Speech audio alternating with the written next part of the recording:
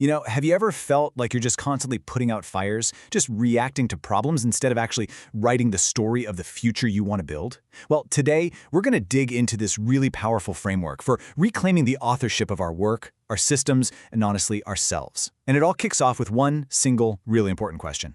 Right? For anyone out there trying to build a better world, a more just society, this is it. This is the big one. And the answer? Well, it might not be what you think.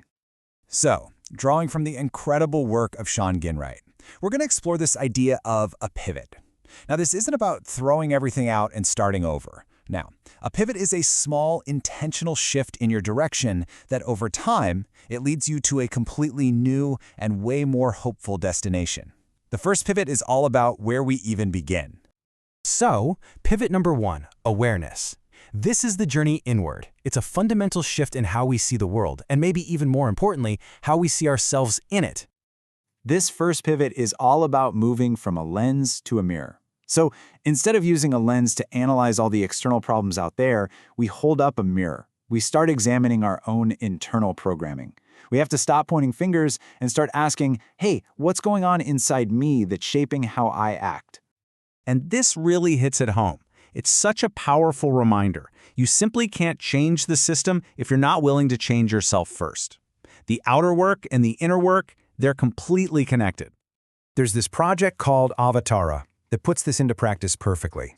It makes you just pause, stop analyzing everyone else's issues, and instead it makes you confront your own inner code. It pushes you to ask that really tough question, what is the truth I've been avoiding? It's all about debugging ourselves before we try to debug the world. Okay, so once we've taken that look inward, the next pivot changes how we look at each other. This is the journey between us.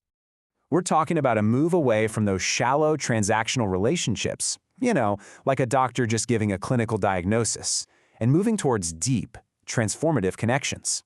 It's about seeing each other not as a problem that needs to be solved, but as fellow humans on a shared journey. And the goal here is something called kinship. It's this profound sense of belonging that goes so much deeper than a label or a case file. It's about feeling truly anchored in a shared history, in a shared humanity. The Legacy Moments curriculum does this so beautifully. It guides people to share their own personal stories, uncover the deeper meaning within them, and then connect that meaning to a larger, shared legacy. In doing that, it forges these bonds that are genuinely transformational, bonds that go way beyond the limits of a simple diagnosis. All right, so we've looked inward and we've looked between. This third pivot, this one takes us on the journey outward. It fundamentally changes how we frame the entire purpose of our work. Now this is a total game changer. Instead of seeing people through the lens of their problems, like, oh, they have a communications deficit that needs fixing, we shift our entire vision to see their potential. We start talking about unlocking their inherent citizen rights. It's a powerful move from deficit to dignity. Our words have so much power. And as Ginwright points out, the language we use, it can literally trap us in this cycle of problem-loving, where we get so focused on what's broken that we completely miss what could be built. So, the language lab is where this pivot really comes to life. It actively rejects all those deficit-based labels and reframes communication not as some skill that needs fixing, but as a fundamental human right. And that simple shift in language, it unlocks a whole world of agency and possibility. So the final pivot, this one is maybe the most personal. It's all about how we show up. It's not just about what we do, but our way of being while we do it. This is the journey through. I mean, so many of us are just trapped in hustle culture, right? Where even healing and recovery get framed as this relentless, exhausting work. This pivot is about moving away from that grind and stepping into a state of flow, a state of just authentic, effortless being. This incredible quote, which Ginwright cites, just captures the absolute essence of this pivot. Our greatest impact doesn't come from burning ourselves out.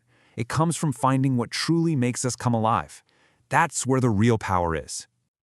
And a project like the Sanctuary Garden really embodies this idea. It's a space that flat out rejects the idea of recovery as work. It's a place with no agenda, no pressure. It just exists to nurture genuine self-expression and prioritize well-being. It creates the perfect conditions for that sense of flow to just naturally emerge. And there you have it, the journey inward to awareness, the journey between through connection, the journey outward with vision, and the journey through with presence. When you put them all together, they form a kind of compass for reclaiming our authorship and creating truly meaningful change. So, for all of you out there, the system designers, the team leads, the community builders, the question isn't if you should change, but how. Which one of these small but incredibly powerful pivots will you choose to make first?